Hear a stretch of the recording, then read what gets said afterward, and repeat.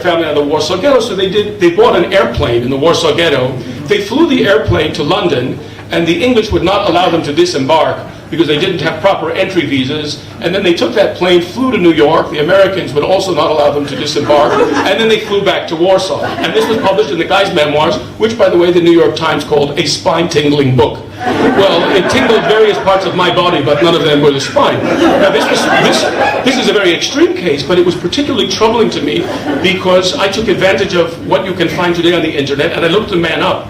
I got his telephone number from the internet, and one fine day I called him up in New Jersey and identified myself. I'm an historian. I'm interested in learning a little bit more. And the first thing he told me was, what you read in many of the other accounts is false. I'm one of the only people that really tells it as it is. And of course I played the part. I didn't want to cause him any distress. But I felt very uncomfortable when we had to write about this, because the man, of course, has children and grandchildren, and it's you know, we're not Jews if we don't honor our parents. But we had to tell the story. Now that's an extreme case, but there are a number of other memoirs written by people who are purport to be insurgents, which suffer from similar fantasies. And this is something that's troubling, but one that we have to confront. So that's just, it's sort of in a nutshell, what it is that I've been trying to do.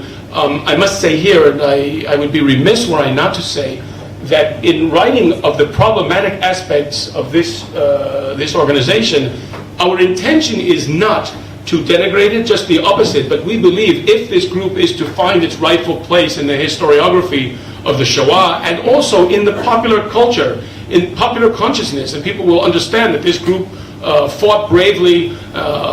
We have to separate what I think you say, the chaff from the wheat, and we have to cast aside all the information that we now know is mistaken, because otherwise it's simply not possible to do this. But bear in mind, this is something that takes many years in the scholarly community, and here David, I think, can say much better than I can.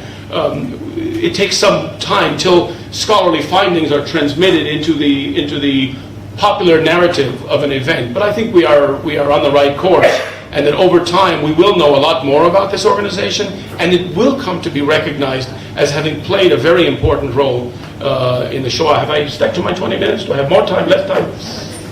Good morning. I don't want to overextend my welcome. I'm here for the first time, and if I go to 22 minutes, you'll never invite me again. So listen, thank you very much, and as I said, I'm only too happy to answer your questions.